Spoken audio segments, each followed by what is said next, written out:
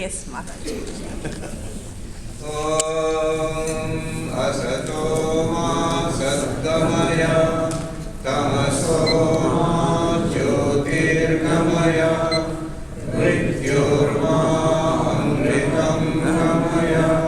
Om Shanti Shanti Shanti. Om, lead us from the unseen to the near, lead us from darkness unto light, lead us from death to immortality. Om, peace, peace, peace. Namaste and good morning, everybody. Pranams to the revered Swamijis and Matajis here. And we are on our second day of the conference, and it's going to be a long day, but full of wonderful spiritual food. In our spectrum of Dvaita, Vishishta, Advaita and Advaita Vedanta and Samanvaya, we are now moving on to Vishishta Advaita Vedanta. First I'll speak for a few minutes and then we will start the session. Vishishta Advaita Vedanta. If you translate it, it becomes qualified monism. Advaita, non-dualism. Vishishta, qualified. So qualified non-dualism, or often translated as qualified monism. See, Vedanta is the philosophy of oneness. Swami Vivekananda would describe Vedanta as the manifestation of the divinity within ourselves and the oneness of all existence. When we say oneness of all existence, oneness, the problem is it's evidently not true. Clearly there is no oneness here. We are all different. Difference is most evident. Here there are hundreds of people, each of us, we are distinct, we are different from each other. Here there are hundreds, thousands of objects, chairs and tables and the carpet and the hall and the lights and the space in which they are all contained. They are all distinct from each other.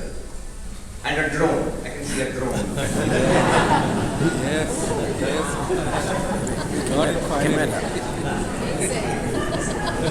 We've been joined by Trunve. This is the age of AI.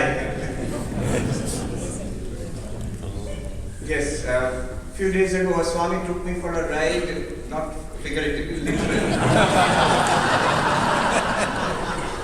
on a driverless car, in a Waymo. And after that, he asked ChatGPT to write a poem about 2 months taking a ride on a driverless car. ChatGPT wrote a wonderful poem, really very Vedantic, wonderful poem. And I was saying that we are in the age of driverless cars, cars without drivers and poems without poets. Oneness, where is oneness? There is a tremendous difference here. Now, one way of achieving oneness or demonstrating oneness is to show that the difference, the experience of difference cannot be negated. We are all experiencing difference. But what can be done is to show that the difference is apparent. It's not a deep difference. It's not a real difference. It just looks different. If you can show that and show that oneness is the reality and difference is an appearance. So, on the same screen, you can have a comedy, then followed by a tragedy, followed by a horror movie. What is it then? Is it a comedy or a tragedy or a horror movie? None of them. They are all movies underlying which there is one same screen. The oneness of the screen is the basis for the display of so many cinemas, or no cinema at all. Similarly, if you can demonstrate the classical example of someone sees a snake there, someone says it's not a snake, it's a garland discarded from the temple. Someone says it is a crack on the earth, and the earth has dried up, there is a crack. This is an old Sanskrit example. Is it a sarpa snake? Is it a pushpamala, a garland discarded from the temple? Is it a bhujidra, a crack on the earth? And then you go and investigate, it's none of them. You find it's a rope. Now the reality, the oneness of the rope is established by showing that all the three, the variations which appeared and which were experienced, quote unquote, they are not real. They were experienced. People saw something like that. But ultimately it is the rope being misperceived or misunderstood as various different things. This is one way of establishing oneness. And this is what Shankaracharya does in Adi Shankaracharya in Advaita Vedanta. Brahma Satyam Jagat Mithya. There is one underlying spiritual reality, limitless existence, consciousness, bliss. But it appears as this manifold universe. That's one way. But the price to be paid there is, then you say the word is false. By declaring difference to be false, you discover an underlying oneness. In Vishishta Dvaita Vedanta, what Ramanujacharya does, establishes oneness. One divine reality here. But his approach is different. He doesn't say the word is false. He doesn't say our experiences are misleading. No. The word is real. So is God. So is the oneness. How can difference and oneness be both real? And that is what Ramanuja, he accomplishes this miracle. He says, it's like the body. So in our body, there are hands and feet and a head and a tummy and a chest. And they are all different from each other. And yet they are part of one integral whole called this body. I say, I am one. This body is one unit. It has different parts. So, oneness, to which belongs all these parts, a part and whole relationship. You can have oneness of the whole with difference in the parts. This is called Anga Angi, the parts and the whole. Shesha Sheshi. There are various words are used to show Ramanuja's conception of this divinity and this universe. So his idea is, there are all these differences amongst us, and there is an underlying divine unity. Brahman is the unity of the universe, the organic, integral unity of the universe, without denying the reality of the parts, without denying their internal differences. What are the differences? Chit, Achit, Vishishta Brahma. The one divine unity, limitless existence, consciousness, bliss, and qualified by the presence of innumerable sentient beings like us. They were all different from each other, but we are parts of a divine whole, like sparks from a bonfire, like rays from the same sun. And also innumerable insentient objects, material objects, like this. Matter, energy, time, space, material universe, insentient universe, all of that is there. Sentient beings like us, all of us are here, and there is an unseen underlying spiritual unity which is Brahman. So this is Ramanuja's approach to establishing oneness. We are all part of one divine whole. Sri Ramakrishna would often quote this. He said it's like the bale fruit. If you just take the flesh of the bale fruit, which is what we want, but you leave out the seeds, if you leave out the shell, he would say, Ojone kam pade. The weight will not be the same. You are leaving out part of reality. You are missing out part of reality. Similarly, he says, Jeev Jagat Brahma Chop Judiye Ak.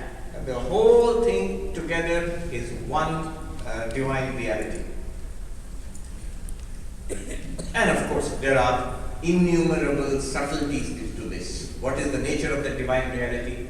Sri Ramanujacharya would wax eloquent on the innumerable auspicious qualities of this divine reality. Not Nirguna Brahman, not a featureless absolute, but rather the beloved Lord, full of Ananta Kalyana Gunagana, endless auspicious qualities.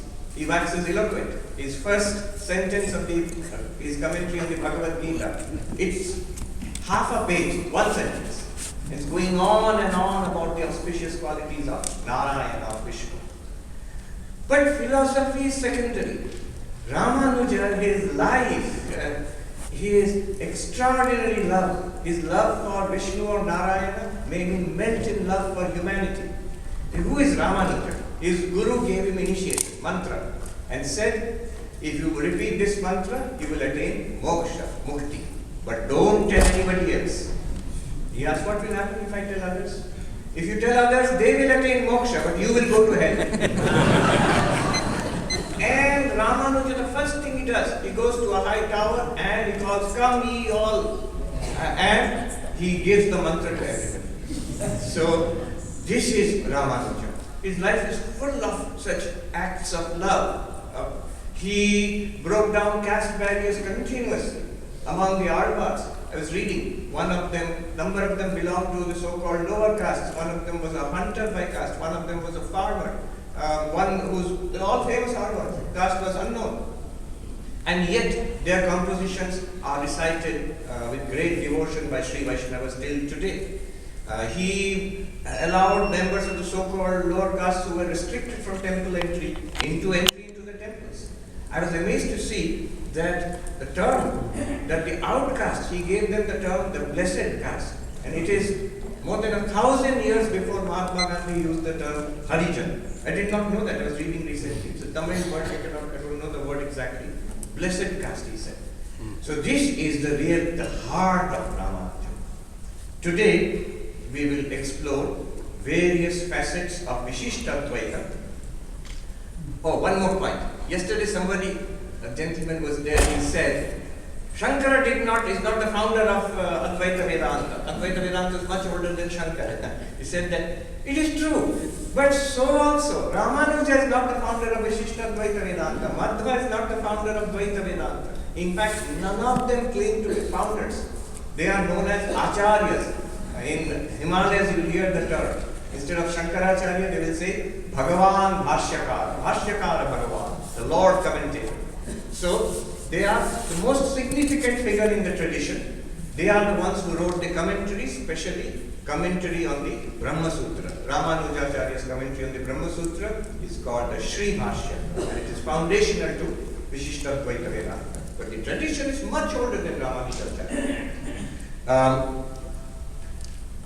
So we will explore various aspects of Vishishtadvaita Vedanta, keeping Ramanujacharya as the fulcrum. Pre-Ramanuja, Vishishtadvaita during Ramanuja's time, and post-Ramanujacharya.